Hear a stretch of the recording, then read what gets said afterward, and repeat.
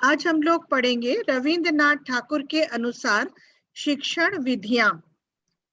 हम लोगों ने पाठ्यक्रम के बारे में जाना था और अब हम शिक्षण विधि के बारे में पढ़ेंगे रविंद्रनाथ ठाकुर द्वारा दिए गए।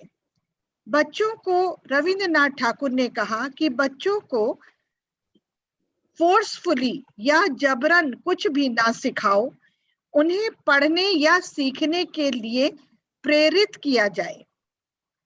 छात्रों को जो भी कुछ सिखाना हो वो जीवन की वास्तविक क्रियाओं द्वारा सिखाया जाए। छात्रों को ज्ञानेंद्रियों के प्रयोग के अवसर दिए जाएं और उन्हें स्वयं करके स्वयं के अनुभव से सीखने दिया जाए।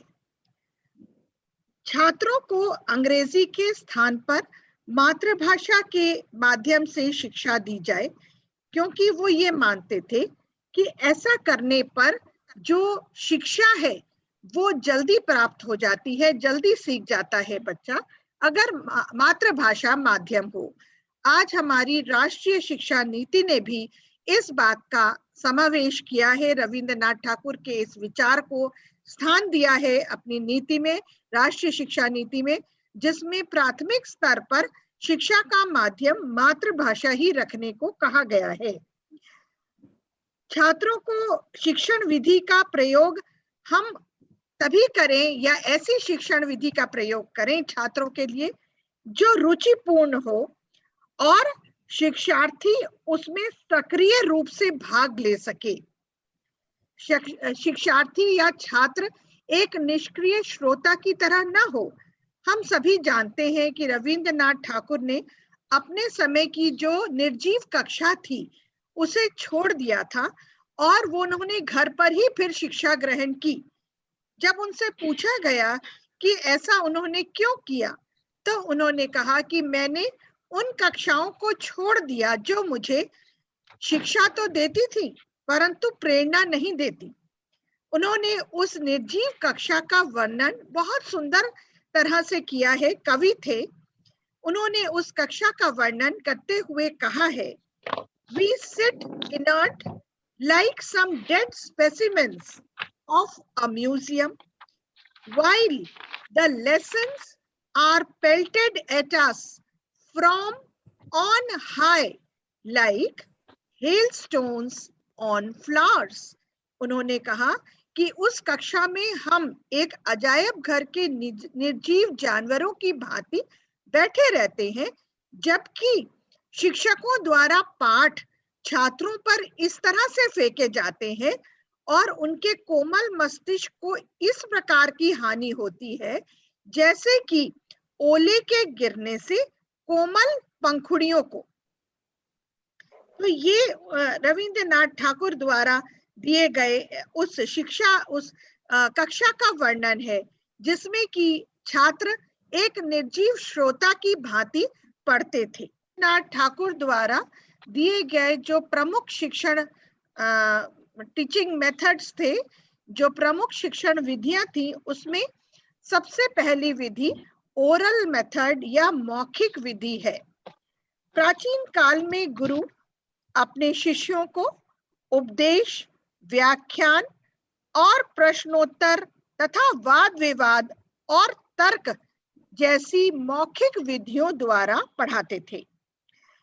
गुरुदेव ने इन विधियों के महत्व को स्वीकार किया, परंतु इस सावधानी के साथ कि इन विधियों का प्रयोग तभी किया जाए जब छात्रों को जीवन की वास्तविक परिस्थितियों में स्वयं करके स्वयं के अनुभवों से सीखना संभव न हो। इस संदर्भ में गुरुदेव ने दूसरी बात यह कही कि किसी भी मौखिक विधि का प्रयोग करते समय बच्चों को सोचने और अपनी शंकाओं के समाधान के स्वतंत्र अवसर दिए जाएं, उन्हें निरंतर क्रियाशील रखा जाए। ऐसा न हो कि केवल अध्यापक बोल रहा हो और छात्र निष्क्रिय श्रोता की भांति सुन रहा हो। जो द्वितीय शिक्षण विधि जिसका उल्लेख गुरुदेव रविंद्रनाथ ठाकुर ने किया, वो स्वाध्याय विधि है, सेल्फ स्टडी मेथड। यह सीखने की अति प्राचीन विधि है। गुरुदेव ने स्वयं इस विधि द्वारा बहुत कुछ सीखा और समझा था। उन्होंने अपने पिता और बड़े भ्राता के मार्गदर्शन में वेद उपनिषदों का अध्ययन तक किया। इस विधि के प्रयोग के संदर्भ में 3 सुझाव उन्होंने दिए हैं। पहला यह कि सर्वप्रथम बच्चों को स्वाध्याय योग्य बनाया जाए, उन्हें भाषा का स्पष्ट ज्ञान कराया जाए और उनमें स्वयं पढ़कर समझने की मानसिक योग्यता का विकास किया जाए। दूसरा यह कि बच्चों को स्वाध्याय हेतु उचित निर्देश दिए जाए। ये नहीं कि उनसे कह दिया कि ये जाइए, ये जो टीचिंग मेथड्स हैं इनको आप अपने आप पढ़ लीजिए, ये स्वाध्याय नहीं हुआ। स्वाध्याय के लिए भी निर्देश अध्यापक द्वारा दिए जाने आवश्यक होते हैं। और तीसरा यह कि स्वाध्याय के बाद, स्वाध्याय के पश्चात उन्हें उनमें और अध्यापकों में एक विचार विमर्श हो, जिससे उनकी शंकाओं का समाधान हो सके। विश्लेषण और संश्लेषण विधि एक अन्य विधि थी जिसका उल्लेख भी गुरुदेव ने किया है, that is analysis and synthesis method. गुरुदेव तथ्यों को स्पष्ट करने हेतु इस विधि को अधिक उपयोगी मानते थे, परंतु इसके उपयोग में 2 सावधानियां बरतने पर बल देते थे। पहली यह कि छात्रों के सामने जो भी उदाहरण प्रस्तुत किए जाएं, वे उनके जीवन से संबंधित हों और डेली लाइफ से रिलेटेड हो, उनके जीवन से संबंधित हो। और दूसरी यह कि सामान्यीकरण और निर्णय निर्धारण में छात्रों की सक्रिय भागीदारी हो। एक अन्य विधि जिसका उल्लेख रविंद्रनाथ ठाकुर ने किया वो थी क्रिया विधि, जिसे हम एक्टिविटी मेथड के नाम से भी जानते हैं। गुरुदेव ने सबसे अधिक बल इस बात पर दिया कि छात्रों को स्वयं करके सीखने, स्वयं के अनुभव से सीखने के अवसर दिए जाएं। स्वयं करने या स्वयं के अनुभव से सीखने की विधि को ही क्रिया विधि कहते हैं। इन्होंने कुछ सावधानियां इस विधि में बरतने पर बल दिया। पहली यह कि क्रिया बच्चों के अपने जीवन से संबंधित होनी चाहिए। दूसरी सावधानी यह कि क्रिया में छात्रों की रुचि हो। तीसरी कि यथा क्रिया को बच्चे जब करें तो अपने ढंग से संपादित करने की उन्हें स्वतंत्रता होनी चाहिए।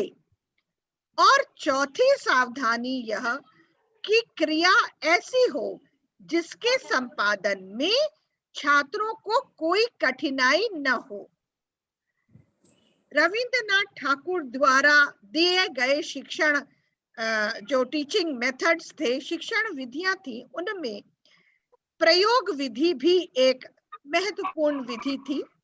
गुरुदेव ने कला कौशल, विज्ञान और व्यवहारिक विषयों एवं क्रियाओं की शिक्षा के लिए प्रयोग विधि का समर्थन किया। यह विधि, इस विधि के 3 पद होते हैं। पहला अध्यापक द्वारा प्रदर्शन, that is the demonstration by the teacher. दूसरा अनुकरण, that is you follow whatever has been demonstrated to you। और अभ्यास, दैट इज प्रैक्टिस। इन 3 विधियों का योग इन 3 विधियों का योग ही हम प्रयोग विधि को कहते हैं।